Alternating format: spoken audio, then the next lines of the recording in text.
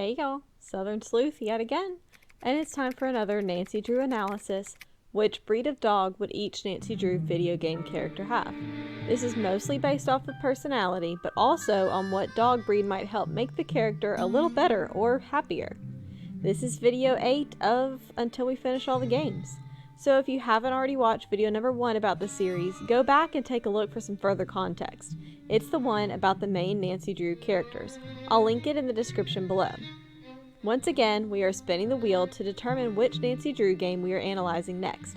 Unfortunately, this is the actual week that my laptop decided to misbehave, so I couldn't spin my normal wheel, and I don't have a video of it saved anywhere, so all I could do was static images, but I did spin the wheel.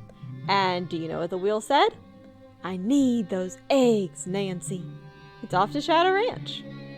Please note that this video will contain minor spoilers due to the nature of these characters' roles. So if you have not completed Secret of Shadow Ranch, I do recommend skipping this video and waiting for the next one. Go catch up on the others you might have missed at this point. There's several of them. Alright, leave this video in 3, 2, 1. Let's get sleuthing, y'all. Who better to start us off with than our gotta steady back home cowboy himself, Dave Gregory. He is the one who picks us up from the airport after all. Weirdly, he says absolutely nothing the whole drive, and we never really get a full explanation on that, do we? Was he quiet because he's shy and thought Nancy was pretty? Or was he quiet because he's secretive and didn't want to be the bearer of the bad Raleigh news? He's a strong and steady ranch hand who would, hopefully, protect the chickens and watching over them, and it kind of seems to be one of his main jobs, although somehow we're responsible for the eggs and we're responsible for fixing the coop. Anyways, he clearly cares about his reputation and is polite, if not a little standoffish at first. As he is our main ranch hand with a specialty in chickens, it made perfect sense to give him an Anatolian Shepherd.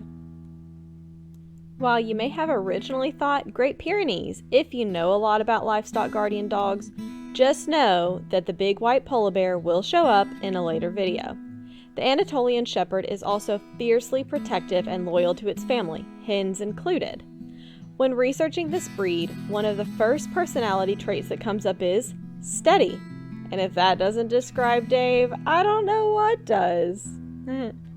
They can also be untrusting of strangers and take a while to warm up. If you're family though, that dog will guard you from whatever comes its way. We see Dave's connection to his family as well as his loyalty to the Raleighs. An Anatolian Shepherd would help Dave protect his flock and give him someone to sit with in silence when no one can handle Shorty's yodeling any longer. Speaking of Shorty, that man needs a canine companion. If nothing else, the dog needs large ears to listen to all the gossip Shorty needs to get off his chest. Or maybe the dog should have small ears so it can block out his gift of gab. Shorty's dog would also need to have a hefty appetite as someone who has to enjoy his lamb ragout. I mean, the man just wants his thoughtful meals to be appreciated. If we're comparing the men of Shadow Ranch, Shorty is the most friendly and polite to us from the get-go. He's clearly a people person. So, would he be a dog person too? I know the dog cannot gossip back to Shorty, but at least the dog can never spill his secrets and can't fully verbalize any meal complaints. That has to count for something. Perhaps he would be a dog person if he could own a precious basset hound. After much debate, I did end up going with a big-eared dog. Instead of blocking out Shorty's yodeling, the basset hound would just join in and it would be the song that never ended. The basset hound is also known for being food obsessed, so Shorty would never have to feel rejected ever again. I also read how the basset hound is often polite and mild at home, but automatically becomes unrelenting and stubborn when it comes to the hunt. They are hounds after all. Shorty never stops the hunt of a really good meal. Basset hounds are also not known for being speedy, so if we did add a basset hound to this game, it might take them until the end to finally catch that badger. If you get me. Moving on to our last man on the farm, we have the wonderfully gruff Tex Britton himself. As the head wrangler, I knew immediately that he was not going to be running around with a tiny poodle, as cute as that might be. but did not want to give him just a total stereotype. He's the head wrangler and deserves a dog that matches his status. He is intimidating and a stickler for rules and details. If you've played the game through, which I hope you have, so I'm not spoiling anything for you, you'll know that Tex has a soft side and truly cares about those he loves. We see how meticulous he is in caring for the horses, with providing specific diets, rules, and probably specific exercise routines.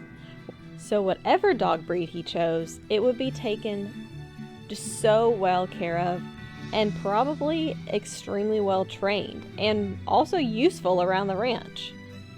Therefore, after picking and choosing, and then choosing again, I finally settled on an Australian Kelpie for Tex, better known as just a Kelpie. They're similar to other dog breeds with Australian in the name, but are known for being more harsh than their counterparts. They do need a job or they will be extremely unhappy. It is rare to find them strictly as pets in the US, but they do very well on ranches and can even keep up with horses. When a Kelpie is understood, they can be intensely loyal and very affectionate, but it takes a special person to bring out that side of them. Can't you picture a cute little Kelpie puppy barking a hefty "nope" sitting right beside Tex's feet as he trains it not to nip at the horses? And when it does get a little out of line, who better to step in than Mary Yazzie herself? Mary would also require a dog who can handle being around horses. With her beautiful shop displays, it would also make sense that she would want a dog with a beautiful coloring who could survive the Arizona heat. She is also clearly crafty and must somehow have boundless energy to be able to do everything she does and make all the jewelry in the store herself. Like Nancy, Mary has to have somewhat of a curious nature to be always out exploring and looking for new cultural pieces to sell. Mary appreciates the land and all it has to offer, and now I can hear the song Wide Open Spaces playing in the background. Because I'm a sucker for the cuter things in life, why not do a little callback to Tex and give Mary a dog from Australia as well? Except Mary gets more of the classic dog of an Australian cattle dog. On top of the normal being good with horses, protective, and brave personality traits that align with Mary Yazzie, the cattle dog can also be very cautious. Considering how long it took for anyone to catch Mary on the Raleigh's property, sounds like she's pretty good at watching her back. These dogs are also insanely fast, and based on the task provided to Mary, she's not someone that slacks off and thrives on having work to do. Yet again, we have another dog who doesn't do well without a job to do. Honestly, sounds like most all of us in the Clue crew. We are certainly a creative bunch who love to start new projects and, if you're like me, struggle to finish them before bouncing off to the next half-finished project. Thankfully, we made it all the way to the end of this video and didn't give up halfway through. Speaking of halfway through projects, I am trying to hurry up and get all of these videos scheduled so that I'm covered all the way up until the launch day of Key. Then the Key focus videos can begin. So please bear with me as I am working on a borrowed computer. If you enjoyed this video, consider liking it and giving me a follow. You can also find me on Instagram under the same name. As always, I'd love to hear your thoughts in the comments about what other breeds these characters might go with. If you have another character you feel strongly about and what dog breed they would want to own, put that in the comments as well or message me on Instagram.